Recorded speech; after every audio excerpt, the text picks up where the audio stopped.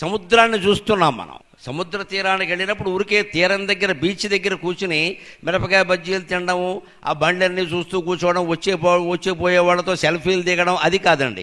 కేవలం ఒక్కరే ఏకాంతంగా ఉండి సముద్రాన్ని చూడండి. సముద్రం దూరంగా ఉన్న సముద్రం నిశ్చలంగా ఉన్నట్టుగా ఉంటుంది.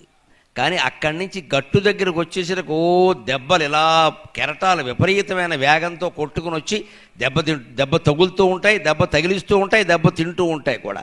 సరిగ్గా మన ఆత్మ అనేది సముద్రం లాంటిది. లోపల దానిలో చెరలేగే కెరటాలు ఉన్నాయే, ఇవే మన ఆలోచనలు. నేనున్నాను, నా పరిపాలన ఇది బాగుండాలి, నాకు ప్రయోజనం దక్కాలి, నేను పెద్ద లీడర్ అవ్వాలి, నేను నాయకుడు అవ్వాలి, నా కింద అందరూ ఉండాలి. ఇవే కెరటాలు ఉంటాయి. మనస్సులో ఆలోచనల కెరటాలు రేగినప్పుడు మనం ఎలా ఉండాలంటే సాక్షిభావంతో ఉండాలి. నృత్యం వాడు తరంగములు శరణితిన్. సముద్రంలో ఎప్పుడు తరంగాలు డ్యాన్స్ ఆడుతూ ఉంటాయి, పైకి కిందికి లేస్తూ ఉంటాయి, పడుతూ ఉంటాయి. పైగా విచిత్రం ఏమిటి, ప్రతి కెరటము లేస్తుంది, లేచిన ప్రతి కెరటము పడుతుంది. ఖచ్చితంగా లేచిన కెరటమే పడుతుంది, కానీ పడిన కెరటమే మళ్ళీ లేవదు. గమనించాలి, పడిన కెరటమే మళ్ళీ లేవదు. ఒకసారి పడిందంటే సముద్రంలో కలిసిపోయింది. మళ్ళీ కెరటం లేచిందంటే ఆ నీళ్లే ఉంటాయని ఎవరూ చెప్పలేరండి. వేరే నీళ్లు కలుపుకొని లేస్తుంది. మనం కూడా అంతే.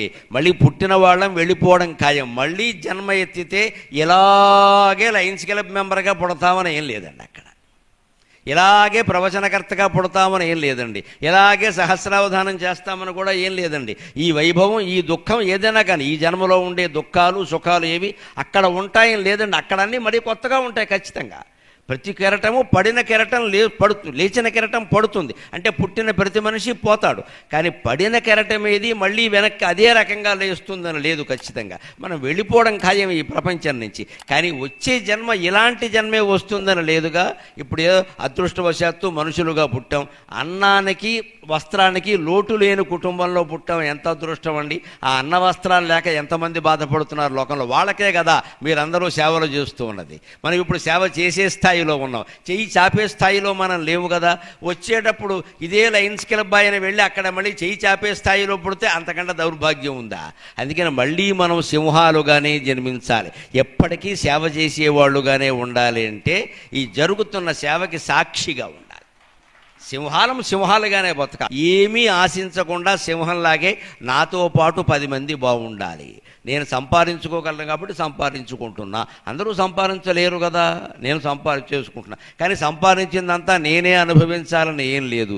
ఏ చెట్టైనా తాను కాచిన పళ్ళన్నీ తాను తినేసిందా? ఏ నదైనా తన ద్వారా ప్రవహించే నీళ్ళన్నీ తను దాగేసిందా? ఏ సూర్యుడైనా తన వెలుగులన్నీ తానే వెనక్కి తీసుకున్నాడా?